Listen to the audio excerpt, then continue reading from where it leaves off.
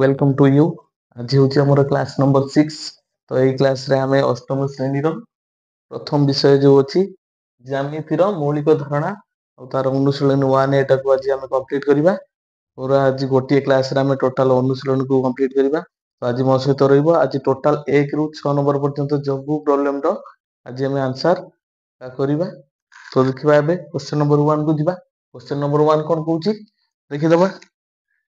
ଅଛି କଣ ନା ଗୋଟିଏ ସରଳ ରେଖାର କେତୋଟି ବିନ୍ଦୁ ଥାଏ। ଏକ ନମ୍ବର ଏ ର ଦେଲେ କଣ ଗୋଟିଏ ସରଳ ରେଖାରେ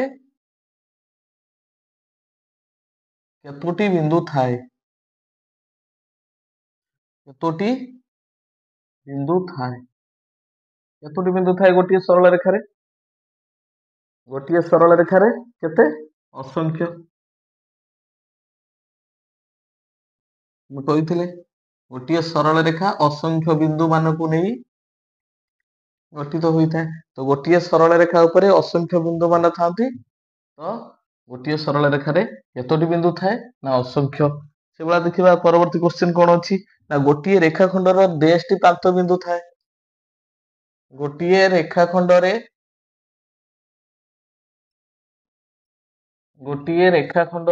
ଡ୍ୟାଶଟି ପ୍ରାନ୍ତ ବିନ୍ଦୁ ଥାଏ। କେତୋଟି ଗୋଟିଏ ରେଖାଖଣ୍ଡରେ କେତୋଟି ପ୍ରାନ୍ତ ବିନ୍ଦୁ ଥାଏ। ଆମେ କହିଛନ୍ତି ଦୁଇଟି ପୃଥକ ବିନ୍ଦୁକୁ ଯୋଗ କରୁଥିବା ରେଖାକୁ ଗୋଟିଏ ରେଖାଖଣ୍ଡ କୁହାଯାଏ। ଏବଂ এই ରେଖାଖଣ୍ଡର କେତୋଟି ପ୍ରାନ୍ତ ବିନ୍ଦୁ ଦୁଇଟି। ଆସିଯିବ ଆନ୍ସର ଏଇଠି ଦୁଇଟି ପ୍ରାନ୍ତ ବିନ୍ଦୁ ଥାଏ। ତାପରେ କ୍ୱେଶ୍ଚନ କୁ ଦେଖିବା ଆମେ। ତାପରେ କହିଛି ଏକ ରେଖାଖଣ୍ଡର ଡ୍ୟାଶ ମାତ୍ର ମଧ୍ୟବିନ୍ଦୁ ଥାଏ। ଗୋଟିଏ ରେଖାଖଣ୍ଡର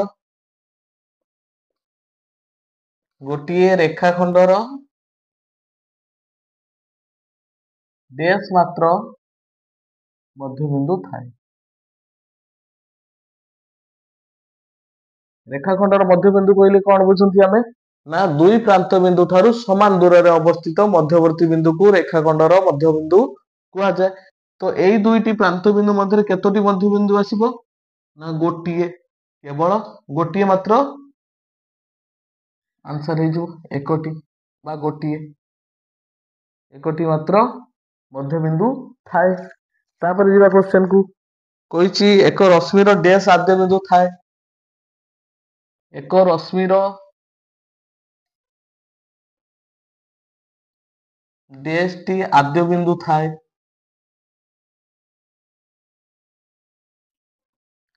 ଏକ ରଶ୍ମି କଣ କହନ୍ତି ରଶ୍ମିର ଡେଫିନେସନ କଣ କୁହାଯାଇଥିଲା ନା ଗୋଟିଏ ଆଦ୍ୟ ବିନ୍ଦୁରୁ ବାହାରି ଯେକୌଣସି ଦିଗରେ ଅସୀମିତ ଭାବରେ ବିସ୍ତୃତ ରେଖାକୁ ଗୋଟିଏ ରଶ୍ମି କୁହାଯାଏ।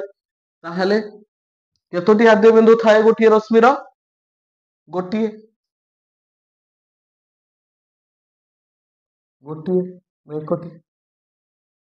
ଗୋଟିଏ ବା ଏକଟି କଣ ଥାଏ ଆଦ୍ୟ ବିନ୍ଦୁ ଥାଏ।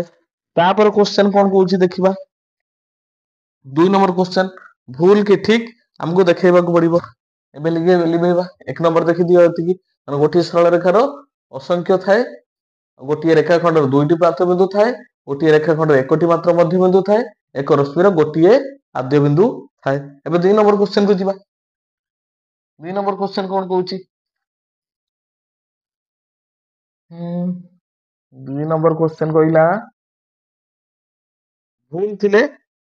ଭୁଲ ଏବଂ ଠିକ ଚିହ୍ନ ଦେଖାଅ। 2 ନମ୍ବର ଏ କଣ ଅଛି ପ୍ରଥମ କ୍ୱେଶ୍ଚନ ଦେଖାହବ ସରଳ ରେଖାର ଅସଂଖ୍ୟ ପ୍ରାନ୍ତ ବିନ୍ଦୁ ଥାଏ।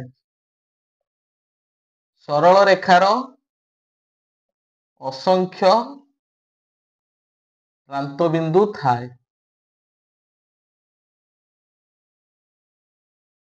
এটা କଣ ହବ ଭୁଲ ହବ ନା ଠିକ ହବ କହିଲ। ଗୋଟିଏ ସରଳ ରେଖାର ଅସଂଖ୍ୟ ପ୍ରାନ୍ତ ବିନ୍ଦୁ ଥାଏ। ଆମେ ଜାଣିଛନ୍ତି ସରଳ ରେଖା ଅସଂଖ୍ୟ ବିନ୍ଦୁ ମାନଙ୍କୁ ନେଇ ଗଠିତ। ଏହାର କୌଣସି ଆଦ୍ୟ ବିନ୍ଦୁ ନାହିଁ କି ପ୍ରାନ୍ତ ବିନ୍ଦୁ ନାହିଁ। ତ କହିଛି କଣ ଅସଂଖ୍ୟ ପ୍ରାନ୍ତ ବିନ୍ଦୁ ଥାଏ କଣ ହେଇଯିବ ଭୁଲ। ଏଇଟା ଭୁଲ ହେଇଯିବ। ତାପରେ କ୍ୱେଶ୍ଚନ ଏକ ରଶ୍ମିର ଗୋଟିଏ ଆଦ୍ୟ ବିନ୍ଦୁ ଥାଏ। ଏକ ରଶ୍ମିର ଗୋଟିଏ ଆଦ୍ୟ ବିନ୍ଦୁ ଥାଏ। କଣ ହବ ଏଇଟା? ଆମେ ପୂର୍ବରୁ କରିକି ଆସିଲେ ରଶ୍ମିର କେତୋଟି ଆଦ୍ୟ ବିନ୍ଦୁ ଥାଏ? ଗୋଟିଏ। ତ ଏଇଟା ଠିକ ହେଇଯିବ। ତାପରେ ଅଛି ଏକ ରେଖାଖଣ୍ଡର ମାତ୍ର ଗୋଟିଏ ମଧ୍ୟବିନ୍ଦୁ ଥାଏ। ଏକ ରେଖାଖଣ୍ଡର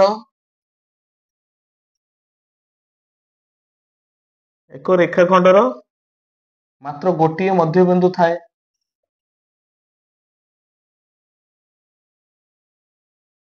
ମଧ୍ୟବିନ୍ଦୁ ଥାଏ। କଣ ହେଇଯିବ? ଏଇଟା ପୂର୍ବରୁ ବି କରିକି ଆସିଲେ। ଠିକ ହବ ନା ଭୁଲ ହବ? ଏକ ରେଖାଖଣ୍ଡର ମାତ୍ର ଗୋଟିଏ ମଧ୍ୟବିନ୍ଦୁ ଥାଏ। ଠିକ ହେଇଯିବ। ତାପରେ କ୍ୱେଶ୍ଚନ କଣ କହିଲା? ତାପରେ କ୍ୱେଶ୍ଚନ କହିଛି ଏ ଓ ବି ର ମଧ୍ୟବର୍ତ୍ତୀ ବିନ୍ଦୁ ପି ହେଲେ ଏହା ଏ ବି ର ମଧ୍ୟବିନ୍ଦୁ ହେବ। ସେ କହିଥିଲା ଏ ଓ ବି ର ମଧ୍ୟବର୍ତ୍ତୀ ବିନ୍ଦୁ ପି ହେଲେ ଏହା ଏ ବି ର ମଧ୍ୟବିନ୍ଦୁ ହେବ। ଏହା ଏ ବି ରେଖାଖଣ୍ଡର କଣ? ମଧ୍ୟବିନ୍ଦୁ ହେବ। ଏଇଟା ଠିକ ହବ ନା ଭୁଲ ହବ? ଏ ଓ ବି ର ମଧ୍ୟବର୍ତ୍ତୀ ବିନ୍ଦୁ ପି ହେଲେ ଏହା ଏ ବି ର ମଧ୍ୟବିନ୍ଦୁ ହେବ। ଠିକ ଅଛି। ଆମେ କୁହା ହେଇଥିଲା କୌଣସି ଏକ ରେଖାଖଣ୍ଡର କିଏ ହବ?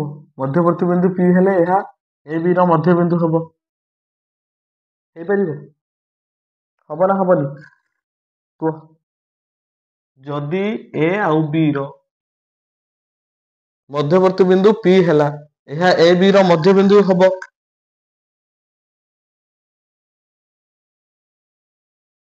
କଣ ଯିବ?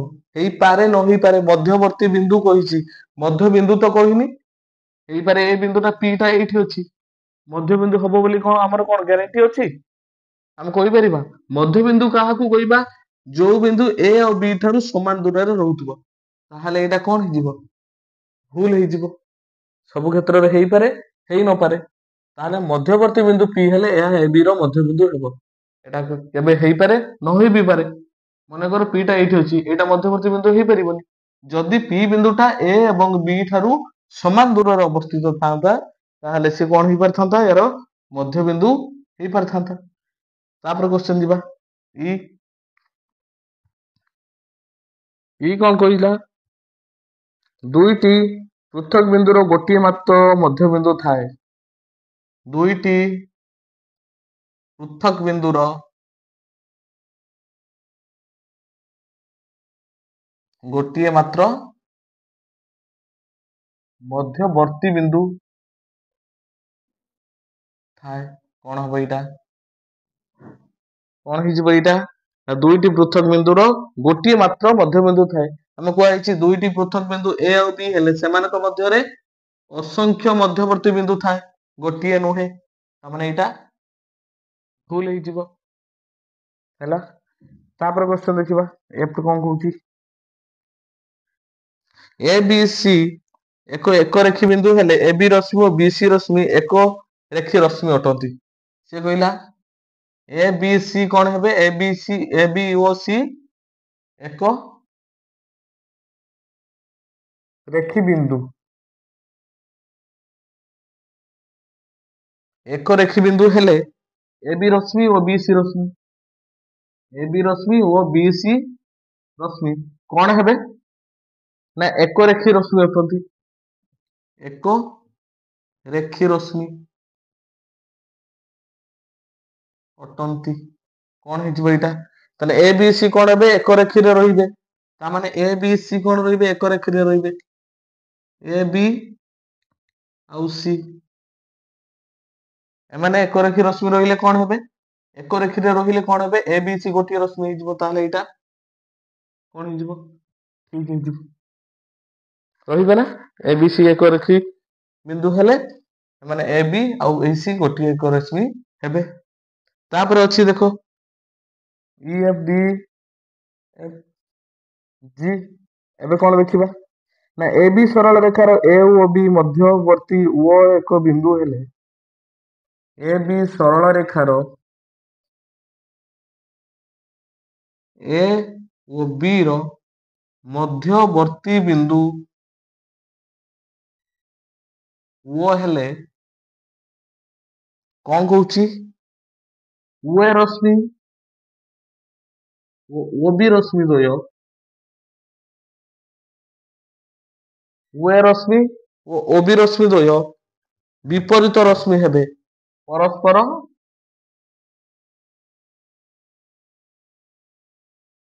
ବିପରୀତ ରଶ୍ମି ହେବେ।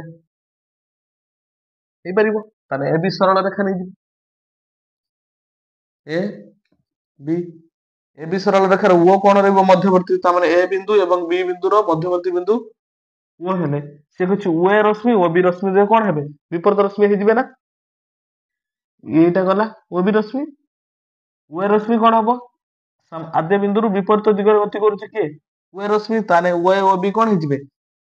ବିପରୀତ ରଶ୍ମି ହେବେ। ଏଇଟା କଣ ହେଇଯିବ ନା ଠିକ ହେଇଯିବ। 2 ନମ୍ବରର ଟୋଟାଲ କ୍ୱେଶ୍ଚନ ଆନ୍ସର ହେଇଗଲା। ଏବେ ଯିବା 3 ନମ୍ବର ଉପରକୁ। 3 ନମ୍ବର କଣ କହୁଛି ଦେଖିଦିଅ ଏଇଟା। ଏବେ 3 ନମ୍ବର ଉପରକୁ ଯିବା।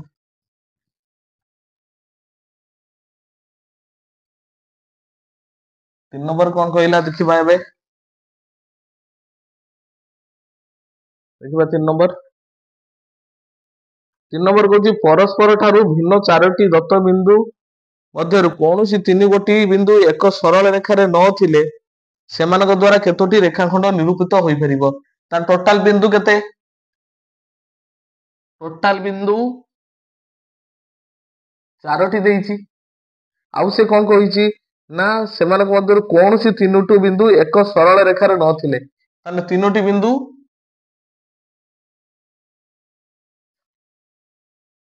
ସରଳ ରେଖାରେ ରହିବେନି। ତାମାନେ କଣ ହେବେ? ନୈକ ରେଖୀ ହେବେ। 3ଟି ବିନ୍ଦୁ କଣ ହେବେ ନା ନୈକ ରେଖୀ ହେବେ। ହେଲେ ସେମାନଙ୍କ ଦ୍ୱାରା କେତୋଟି ରେଖାଖଣ୍ଡ ନିରୂପିତ ହୋଇପାରିବ? ଏବେ ଦେଖିବା କେତୋଟି ହେଇଗଲେ। ତାହେଲେ 4ଟି କଣ ହେଇଗଲେ? 4ଟି ବିନ୍ଦୁ ହେଇଗଲେ। ଦେଖ ଏବେ 3ଟା ବିନ୍ଦୁ ମନେକର ଏ ବି ସି ଡି ହେଲେ ସେ କହୁଛି ଟୋଟାଲ 4ଟି ବିନ୍ଦୁ ହେଲେ ସେମାନଙ୍କ ଦ୍ୱାରା କେତୋଟି ସରଳ ରେଖା ରହିବେନି ତ ନୈକ ରେଖୀ ବିନ୍ଦୁ ହେବେ। ସେ ପଚାରିଲା କଣ ନା କଣ ପଚାରିଦେଲା ନା କେତେ ଗୋଟି ରେଖାଖଣ୍ଡ ନିରୂପିତ ହୋଇପାରିବ। ତ କେତେ ଗୋଟି ରେଖାଖଣ୍ଡ ନିରୂପିତ ହୋଇପାରିବ ଦେଖ। ତାହେଲେ ଏ ଆଉ ବି କୁ ଯୋଗ କରିବା ଗୋଟେ ରେଖାଖଣ୍ଡ, ସି ଆଉ ଡି କୁ ଯୋଗ କଲେ ଗୋଟେ ରେଖାଖଣ୍ଡ, ଏ ଆଉ ସି କୁ ଯୋଗ କଲେ ଗୋଟେ ରେଖାଖଣ୍ଡ, ବି ଆଉ ଡି କୁ ଯୋଗ କଲେ ଗୋଟେ ରେଖାଖଣ୍ଡ। ତ 4ଟି ପାଇଲେ। ତାପରେ ଏ ଆଉ ଡି କୁ ଯୋଗ କଲେ ଗୋଟେ ରେଖାଖଣ୍ଡ, ବି ସି ଆଉ ବି କୁ ଯୋଗ କଲେ ଗୋଟେ ରେଖାଖଣ୍ଡ। ତ କେତୋଟି ରେଖାଖଣ୍ଡ ପାଇଲେ? ଟୋଟାଲ 6ଟି। ତ ଲେଖିଦବା କଣ ହବ? ଏ ବି ବି ସି ଆଉ ଗୋଟେ ସି ଡି ଆଉ ଗୋଟେ ଏ ଡି ଆଉ ଗୋଟେ ହେଇଯିବ ଏସି ଆଉ ଗୋଟେ ବିଡି। ଟୋଟାଲ 6 ଗୋଟି କଣ ପାଇଲେ ନା ରେଖାଖଣ୍ଡ ପାଇଲେ। କେତୋଟି ନା 6ଟି। କେତୋଟି? 6ଟି ରେଖାଖଣ୍ଡ ପାଇଲେ। ୟାର ବି ସୂତ୍ର ଅଛି ଗୋଟେ ଦେଖ। ଯଦି ବିନ୍ଦୁ ଦେଇଥିବ ଏବଂ ରେଖାଖଣ୍ଡ ପାଇବାର ଏଇଭଳିଆ ସୂତ୍ର ଥିବ, କହିବେ 3ଟି ବିନ୍ଦୁ ନୈକ ରେଖୀରେ ରହିବେ। ତାହେଲେ କଣ ହେଇଯିବ ୟା ସୂତ୍ରଟା? n into n minus 1/2। ଏଇ ସୂତ୍ର ପାଇବାର ସୂତ୍ର ଏଇଟା। ତମାନେ ଯେତେଟା ବିନ୍ଦୁ ଦେଇଥିବ ଟୋଟାଲ 4ଟା ଅଛି।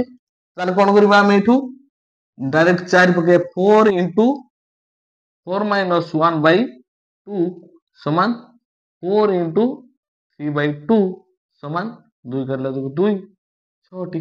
ବାସ୍ ଦେଖିଦବ ଯଦି ଟୋଟାଲ ବିନ୍ଦୁ ଦେଇଥିବ ଏବଂ କହିଥିବ ଯେ 3ଟି ବିନ୍ଦୁ ଏକ ସରଳ ରେଖାରେ ରହିବେନି, ତ ସେଇ କ୍ଷେତ୍ରରେ କଣ ହେଇଯିବ ନା ଆମେ ଏଇ ସୂତ୍ରଟି ପକେଇଦବା। ପକେଇଦେଲେ ଡାଇରେକ୍ଟ କଣ ବାହାରି ପାରିବ? ଆନ୍ସର ବାହାରି ପଡିଲା 6ଟି। ତାପରେ ସେ କହିଛି ଦେଖ ଆଉ ଗୋଟେ କ୍ୱେଶ୍ଚନ 3 ନମ୍ବର ଏ ରେ ଏଇଟା ରହିଛି। 3 ନମ୍ବର ବି 3 ନମ୍ବର ବି ରେ କଣ କହିଲା ନା ଯଦି ପରସ୍ପର ଭିନ୍ନ 4ଟି ଦତ୍ତବିନ୍ଦୁ ମଧ୍ୟରୁ 3 ଗୋଟି ବିନ୍ଦୁ ଏକ ରେଖୀ ହେଲେ ତାହେଲେ ଟୋଟାଲ ବିନ୍ଦୁ କେତେ? ଟୋଟାଲ ବିନ୍ଦୁ 4। ତାହେଲେ ଏକ ରେଖୀରେ ରହିବେ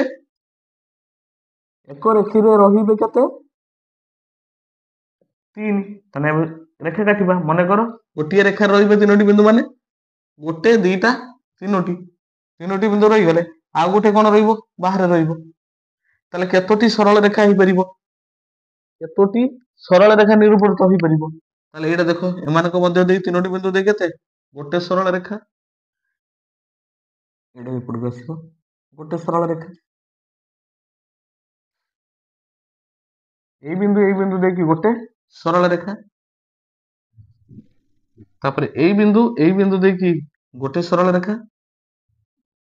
ତାପରେ ଏଇ ବିନ୍ଦୁ ଦେଇକି ଗୋଟେ ସରଳ ରେଖା। ଦେଖିଦେଲ ହେଇଯାଉଛି ନା? କେତେଟା ସରଳ ରେଖା ପାଇଲେ? 1 2 3 4। ତ ଟୋଟାଲ କେତେ ହେଇଗଲା? 4ଟି ସରଳ ରେଖା ହେଇଗଲା। ତାହେଲେ 4ଟି ସରଳ ରେଖା ହେଇଗଲା। 4ଟି ସରଳ ରେଖା ହେଲା। ତାପରେ 4 ନମ୍ବର କରିବା। ଏବେ 4 ନମ୍ବର କ୍ୱେଶ୍ଚନ ଯିବା। ଏବେ 4 ନମ୍ବର କ୍ୱେଶ୍ଚନ କୁ ଯିବା। 4 ନମ୍ବର କ୍ୱେଶ୍ଚନ କୁ ଯିବା। 4 ନମ୍ବର କ୍ୱେଶ୍ଚନ କଣ କହୁଛି ଦେଖ। 4 ନମ୍ବର କହୁଛି ଏ ବି ଓ ସି ଏକ ରେଖୀ ବିନ୍ଦୁ ହେଲେ, ମାନେ ଏ ବି ସି କଣ ରହିବେ? ଏକ ରେଖୀ ବିନ୍ଦୁ ହେବେ। ତାହେଲେ 3ଟା ବିନ୍ଦୁ ଆସିବ। ତାହେଲେ ଏ ବି ସି ଏକ ରେଖୀ ବିନ୍ଦୁ ହେବେ। ଏବଂ କହୁଛି ଏ ବି ଇଜୁକାଲ ଟୁ 8 ଏକକ, ମାନେ ଏ ବି ଇଜୁକାଲ ଟୁ 8। ଆଉ କଣ ଦେଇଛି ନା ଏସି ଇଜୁକାଲ ଟୁ 4। ଏସି ଇଜୁକାଲ ଟୁ 4 ଦେଇଛି। ହେଲେ ନିମ୍ନୋକ୍ତ କେଉଁଟି ସମ୍ଭବ ହେବ? ତାହେଲେ ଦେଖ, ଏ ବି ଇଜୁକାଲ ଟୁ 8, ତାର ବଡ କିଏ ରହିବ? ଏ ନବା, ଆଉ ନବା ବି ନେଇଯିବା। ଏବଂ ସେ କେମିତି ରହିବେ? ଏବଂ ସି କେତେ ଦେଇଛି? ଏସି ଇଜୁକାଲ ଟୁ 4 ଏକକ। ତା ମାନେ ଏ ସି କେତେ ହେଇଯିବ? ଏ ପାଖରୁ ସି କେତେ ହେଇଯିବ? 4 ଏକକ। ଏଇଟା 4 ଆଉ ଏଇ ଟୋଟାଲଟା ହଉଛି କେତେ ନା 8। ତାମାନେ ଏଇଟା କେତେ ହେଇଯିବ? ଏଇଟା 4 ହେଇଯିବ। ତାହେଲେ କୋଉ ଭଳିଆ ରହିବେ? ତାହେଲେ ଏ ତାପରେ ସି ତାପରେ ବି। ଦେଖ ତାହେଲେ କୋଉଟା ହେଇଯିବ? ବି ଟା ଆନ୍ସର ହେଇଯିବ। ଆନ୍ସର ହେଇଯିବ ଏ ସି ବି। ଏଇଟା ଆନ୍ସର ହେଇଯିବ। ତାପରେ ଏଟା କହିଛି ଦେଖ, 5 ନମ୍ବରକୁ ଯିବା। ଏବେ 5 ନମ୍ବରକୁ ଯିବା। 4 ନମ୍ବର ହେଇଗଲା, ମାନେ ଏ ସି ବି।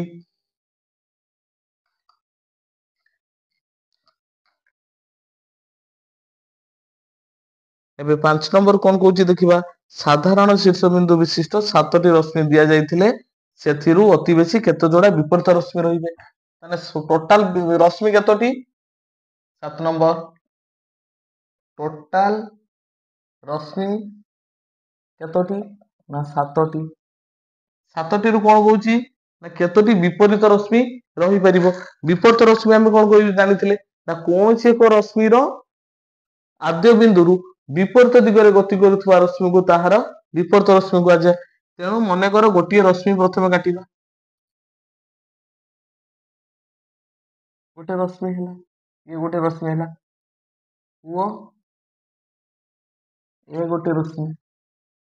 ଆଉ ଗୋଟେ ରଶ୍ମି କଣ କହୁଛି? ୟାର କଣ ରହିବ? ବିପରୀତ ରଶ୍ମି। ତାହେଲେ ଓ ପାଖରୁ ବିପରୀତରେ ଯିବ, ଗୋଟେ ରଶ୍ମି ଆସିଲା। ଓ ବି, 2ଟି ରଶ୍ମି ଗଲେ। ତାପରେ କଣ କହୁଛି? ପୁଣି ଗୋଟେ ରଶ୍ମି ଯିବ, ମନେକର ଓ ସି ପାଖକୁ ଗଲା। ୟାର ବିପରୀତ ରଶ୍ମି ବର୍ତ୍ତମାନ ଆସିବ କିଏ? ଓ ଡି ଗୋଟେ ଆସିଲା। କାହାର? ଓ ସି ର ବିପରୀତ ରଶ୍ମି। 1 2 3 4। ତାପରେ ଆସିଲା ଓ ଡି ଗୋଟେ ରଶ୍ମି ଗଲା। ତାହେଲେ କଣ ହେଇଯିବ? ଓ ଡି ରଶ୍ମି ଗଲା। ଓ ଡି ରଶ୍ମିର ପୁଣି ଗୋଟେ ବିପରୀତ ରଶ୍ମି ଆସିବ। ଓ ଇ ଗୋଟେ ରଶ୍ମି ଆସିଲା। ତାହେଲେ କେତୋଟି ରଶ୍ମି ହେଇଗଲେ? 6ଟି ରଶ୍ମି। ତ ଆଉ ଗୋଟିଏ ରଶ୍ମି ବଳି ପଡୁଛି, ତ ଏଇଟା ହେଇଗଲା କେତେ? ମନେକର ଓ ଏଫ ରଶ୍ମି। ଏବେ କୁହ କେତୋଟି ବିପରୀତ ରଶ୍ମି ଆମେ ପାଇଲେ? ତାହେଲେ 1 2 3। ଏଇ ତିନିଟିର କଣ ପାଇଲେ ଦେଖ? ଓ ବି ସି ଡି ଇ, ଏଇଟାକୁ ଏଫ ଏଫ, ଏଇଟାକୁ ଏଫ, ଏଇଟା ଜି କରିଦିଏ। ତାହେଲେ ଓ ଏ ର ବିପରୀତ ରଶ୍ମି ଓ ବି ରଶ୍ମି, ଓ ସି ର ବିପରୀତ ରଶ୍ମି ଓ ଡି ରଶ୍ମି, ଓ ଇ ର ବିପରୀତ ରଶ୍ମି ଓ ଏଫ ରଶ୍ମି, ଏବଂ ଆଉ ଗୋଟିଏ ରଶ୍ମି କିଏ ରହିଗଲା? ଓ ଜି ରଶ୍ମି। ତ କେତୋଟି ବିପରୀତ ରଶ୍ମି ଯୋଡା ପାଇଲେ? ଆମେ 3ଟି ବିପରୀତ ରଶ୍ମି ଯୋଡା ପାଇଲେ। ତାହେଲେ ସେ ପଚାରି ଦେଇଥିଲା କଣ? ଅତି ବେଶୀରେ କେତେ ଯୋଡା ବିପରୀତ ରଶ୍ମି ହେବେ? ନା 3 ଯୋଡା। ଅତି ବେଶୀରେ 3 ଯୋଡ଼ା ବିପରୀତ ରଶ୍ମି ହୋଇପାରିବ ହେଲା। ତ 7 ନମ୍ବର କ୍ୱେଶ୍ଚନ କଣ, ଟୋଟାଲ 7ଟି ରଶ୍ମି ଥିଲେ ଅତି ବେଶୀରେ 3 ଯୋଡ଼ା ବିପରୀତ ରଶ୍ମି ହୋଇପାରିବ। ଏବେ ଯିବା କୋଉଠିକି, 6 ନମ୍ବର କ୍ୱେଶ୍ଚନ କୁ। 6 ନମ୍ବର କ୍ୱେଶ୍ଚନ କଣ କହୁଛି,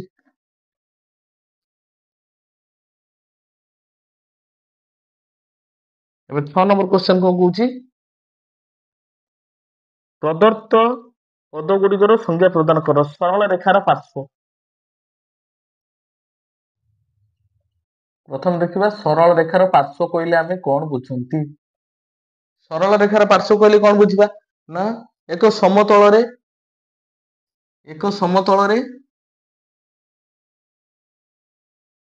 ସମତଳରେ ଥିବା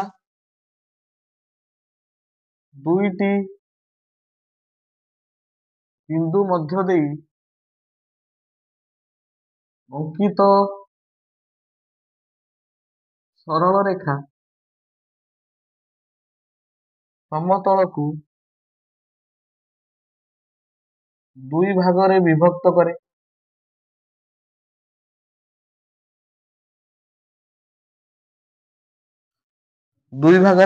କରେ। ଏବଂ ଦୁଇ ପାର୍ଶ୍ୱକୁ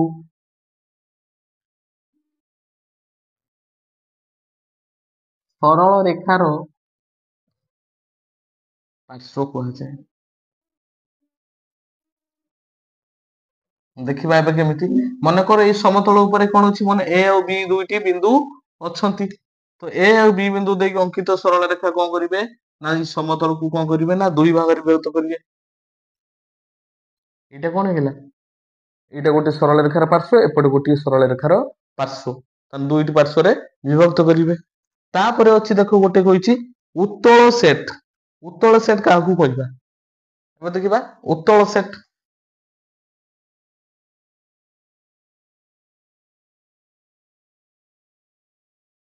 କିନ୍ତୁ ଦେଖିବା ଉତ୍ତଳ ସେଟ ଆମେ କାହାକୁ କହିବା।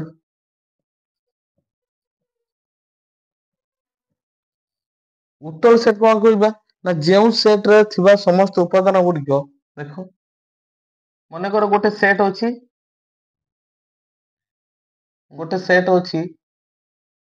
ଗୋଟିଏ ସେଟ ମନେକର ଏସ୍ ହେଲା। ଏସ୍ ର ଯଦି ଦୁଇଟି, ମନେକର ଏସ୍ ଗୋଟିଏ ସେଟ, ଆগে ଉଦାହରଣ ଦବା। ମନେକର ସେଥିରେ ବିନ୍ଦୁ ଅଛନ୍ତି A B C D E F G H I J. ଗୋଟେ ସେଟ ର ବିନ୍ଦୁ ଅଛନ୍ତି କିଏ, A B C D E F G H I J, ଏତି ପର୍ଯ୍ୟନ୍ତ ବିନ୍ଦୁ ଅଛନ୍ତି। ମନେକର ସେମାନଙ୍କ ଭିତରୁ ଦୁଇଟି ବିନ୍ଦୁ ନେଇ ଆସିଲି, ମନେକର କିଏ ଆଣିବି ନା ବି ଆଉ ଏଫ। ମନେକର ବି ଆଉ ଏଫ ଦୁଇଟି ବିନ୍ଦୁ ନେଇ ଆସିଲି ଏବଂ ଆଣିକି ସେମାନଙ୍କ ମଧ୍ୟରେ ଗୋଟିଏ ରେଖାଖଣ୍ଡ ଅଙ୍କନ କଲି ଏବଂ ଦେଖିଲି ଯଦି ସେଇ ବିନ୍ଦୁ ଉପରେ ଥିବା ବିନ୍ଦୁ ଗୁଡ଼ିକ ଏବଂ ଏଇ ରେଖାଖଣ୍ଡ ଉପରେ ଥିବା ବିନ୍ଦୁ ଗୁଡ଼ିକ କିଏ ରହିଲେ ନା ସି ଡି ଇ ରହିଲେ, ତାହେଲେ ମୁଁ କଣ କହିପାରିବି ଯେ ଏଇ ସେଟ ଟାକୁ କଣ କହିବି, ଟୋଟାଲ ଏଇ ଯୋଉ ମୂଳ ସେଟ ଟାକୁ ଏସ୍ ଟାକୁ କଣ କହିବି, ଗୋଟିଏ ଉତ୍ତଳ ସେଟ ହେବ ହେଲା। ତାହେଲେ ଏଇ ଟୋଟାଲ ଏସ୍ ସେଟକୁ କଣ କହିବି ନା ଗୋଟିଏ ଉତ୍ତଳ ସେଟ ହବ। ଉତ୍ତଳ ସେଟର ଡେଫିନେସନ କଣ କହୁଛି ନା, ଯେ ଦୁଇଟି ବିନ୍ଦୁକୁ ନେଇ, କୌଣସି ଏକ ସେଟର ଦୁଇଟି ବିନ୍ଦୁକୁ ନେଇ ଅଙ୍କିତ ରେଖାଖଣ୍ଡରେ ଥିବା ସମସ୍ତ ବିନ୍ଦୁ ଗୁଡ଼ିକ ସେଇ ସେଟ ର ଉପାଦାନ ହେଲେ, ତାହେଲେ ଆମେ ସେଇ ସେଟ କୁ କଣ କହିପାରିବା ନା ଗୋଟିଏ ଉତ୍ତଳ ସେଟ କହିପାରିବା। ଉଦାହରଣ ମୁଁ ନେଇଯାଉଛି, ଦେଖ ଗୋଟେ ବୃତ୍ତ ଅଛି। ତ ଏଇ ବୃତ୍ତ ଗୁଡାକ କଣ ହେବେ, ଏଇ ଯୋଉ ବିନ୍ଦୁ ଗୁଡାକ ବୃତ୍ତର କଣ ହେବେ, ଅନ୍ତସ୍ଥ ବିନ୍ଦୁ। ତ ଏ ଅନ୍ତସ୍ଥ ବିନ୍ଦୁ ଭିତରୁ ଯେକୌଣସି ଦୁଇଟି ବିନ୍ଦୁକୁ ନେଇକି ଯଦି ମୁଁ ରେଖାଖଣ୍ଡଟିଏ ଟାଣେ, ୟାର ସମସ୍ତ ବିନ୍ଦୁ ଗୁଡିକ କାହା ଭିତରେ ରହିବେ, ଏଇ ବୃତ୍ତ ଭିତରେ ରହିବେ ନା। ତାହେଲେ ଗୋଟିଏ ବୃତ୍ତର ଅନ୍ତର୍ଦେଶକୁ କଣ କହିପାରିବି, ଗୋଟିଏ ଉତ୍ତଳ ସେଟ କହିପାରିବି। କିନ୍ତୁ ଯଦି ମୁଁ ଦୁଇଟି ବିନ୍ଦୁ ନେଲି ବୃତ୍ତର ବହିର୍ଦେଶରେ ବିନ୍ଦୁ, ତ ବୃତ୍ତ ବାହାରେ ଯୋଉମାନେ ଅଛନ୍ତି ସେମାନେ ବୃତ୍ତର ବହିର୍ଦେଶ ବିନ୍ଦୁ। ମନେକର ଏଇଠି ଗୋଟେ ବିନ୍ଦୁ ନେଲି, ମନେକର ଏଇ ଦୁଇଟି ବିନ୍ଦୁକୁ କଣ କରିବି, ରେଖାଖଣ୍ଡଟିଏ ଟାଣିଲି। ଦେଖ ଏଇ ରେଖାଖଣ୍ଡରେ ଦେଖ, ତାହେଲେ ଏଇ ବିନ୍ଦୁ ମଧ୍ୟରେ ଏଇ ଯୋଉ ସବୁ ବିନ୍ଦୁ ରହୁଛନ୍ତି, ଏଟା ବୃତ୍ତର ବହିସ୍ଥ ବିନ୍ଦୁ କି, ଏଇ ବିନ୍ଦୁ ଗୁଡାକ ଯିଏ ରହିଲେ ବୃତ୍ତର ବହିସ୍ଥ ବିନ୍ଦୁ ନୁହନ୍ତି। ତା ମାନେ ବୃତ୍ତର ବହିର୍ଦେଶରେ ଥିବା ବିନ୍ଦୁକୁ ନେଇକି କଣ କରିପାରିବି ନାହିଁ ଗୋଟିଏ ରେଖାଖଣ୍ଡ ଅଙ୍କନ କରିପାରିଲି ନାହିଁ ଏବଂ ସେ କଣ ହେଲେ ଏଇଟାକୁ କଣ କହିପାରିବି ଉତ୍ତଳ ସେଟ ଏମାନେ ହେବେ ନାହିଁ। ତାହେଲେ ବୃତ୍ତର ବହିର୍ଦେଶଟା କଣ ହବ ଉତ୍ତଳ ସେଟ ହୋଇପାରିବ ନାହିଁ। ସେଇଭଳିଆ ଚିତ୍ରରେ ଦେଖିବା ଗୋଟେ ତ୍ରିଭୁଜର ଅନ୍ତର୍ଦେଶ ହେଇପାରିବ। ଅନ୍ତର୍ଦେଶ ଥିବା ସମସ୍ତ ବିନ୍ଦୁ ଗୁଡିକ ତ୍ରିଭୁଜ ଭିତରେ, କିନ୍ତୁ ବହିର୍ଦେଶରେ ହଉନି। ବହିର୍ଦେଶର ବିନ୍ଦୁ ସହିତ ଏଇଠି କାହା ଭିତରେ ରହୁଛି ଏଇଟା ଅନ୍ତର୍ଦେଶର ବିନ୍ଦୁ ରହୁଛି, ଯାହା ଫଳରେ କି ତ୍ରିଭୁଜର ଅନ୍ତର୍ଦେଶ ଗୋଟିଏ ଉତ୍ତଳ ସେଟ ହେଇପାରିବନି। ତ ଏଇ ଯୋଉ ଉତ୍ତଳ ସେଟ ବିଷୟରେ ମୁଁ ନୋଟ ଟା ଡାକିଦେବି, ନୋଟ ଟା ତୁମକୁ କମ୍ପ୍ଲିଟ କରେଇଦେବି। ସେ ନୋଟ ରେ ଲେଖିକି ତୁମକୁ ପିଡିଏଫ ମାଧ୍ୟମରେ ପଠେଇଦେବି, ଟେନସନ ନିଅନି ହେଲା। ତ ଆଜି ଆମର ଟୋଟାଲ ଅନୁଶୀଳନ 1 କମ୍ପ୍ଲିଟ ହେଇଗଲା। ଆଶା କରୁଛି ବହୁତ ଭଲ ଲାଗିଥିବ ଆଜି କ୍ଲାସଟି। ତ ବହୁତ ଆମର ୟା ପରବର୍ତ୍ତୀ କ୍ଲାସରେ ଆମେ 1B ଟାକୁ କମ୍ପ୍ଲିଟ କରିବା। ଆଉ ସେ ପର୍ଯ୍ୟନ୍ତ ତୁମ ସହିତ ରହିଲି।